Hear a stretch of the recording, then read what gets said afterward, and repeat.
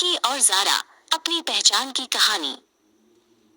افریقہ کے وسیع اور سنہری گھاس کے میدانوں میں زکی نامی ایک لکڑ بگھا رہتا تھا۔ زکی بہت محنتی تھا اور سارا دن اپنے کھانے کی تلاش میں ادھر ادھر دوڑتا رہتا تھا۔ وہ کبھی تھکتا نہیں تھا، لیکن اکثر اسے بھوک اور پریشانی کا سامنا کرنا پڑتا تھا۔ زکی کی زندگی بہت مشکل تھی۔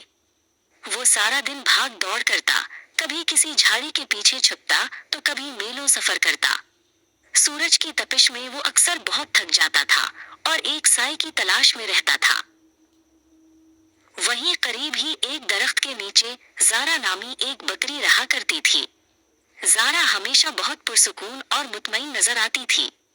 وہ سارا دن ایک ہی جگہ کھڑی رہتی، ہری گھاس چباتی اور ٹھنڈی ہوا کے مزے لیتی۔ زکی اکثر زارا کو دیکھ کر سوچتا، یہ کتنی خوش قسمت ہے۔ اسے نہ کہیں بھاگنا پڑتا ہے اور نہ ہی شکار کی فکر کرنی پڑتی ہے۔ کاش میں بھی زارا کی طرح پرسکون زندگی گزار سکتا۔ ایک دن زکی نے ہمت کر کے زارا سے پوچھا، زارا، تم اتنی خوش کیسے رہتی ہو؟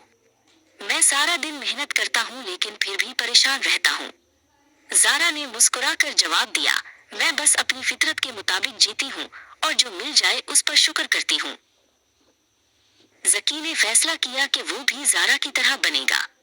اس نے شکار کرنا چھوڑ دیا اور زارا کے برابر میں کھڑا ہو کر گھاس کھانے کی کوشش کی۔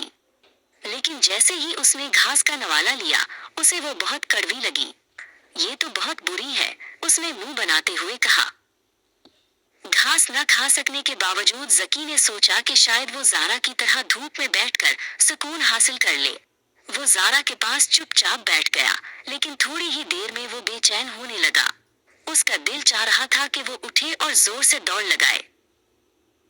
اچانک قریب کی جھاڑیوں میں ایک خرگوش کی آہٹ ہوئی۔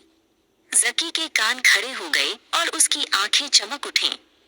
اس کی فطرت اسے پکار رہی تھی کہ وہ دوڑے اور شکار کرے، لیکن اس نے خود کو روکا، نہیں، مجھے بکری کی طرح پرسکون رہنا ہے۔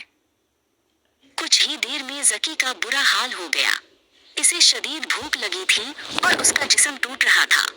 اسے سمجھ آ گیا کہ دوسروں کی آندھی تقلید اسے نقصان پہنچا رہی ہے۔ اس نے زارا سے کہا، زارا، میں تمہاری طرح نہیں بن سکتا کیونکہ میں لکڑ بگھا ہوں، بکری نہیں۔ زکی نے خوشی سے ایک لمبی چھلانگ لگائی اور اپنے راستے پر دوڑ پڑا۔ اسے احساس ہوا کہ اصل کامیابی دوسروں جیسا بننے میں نہیں، بلکہ اپنی فطرت کو پہچاننے اور اس کے مطابق جینے میں ہے۔ اب وہ محنت بھی کرتا تھا اور خوش بھی رہتا تھا۔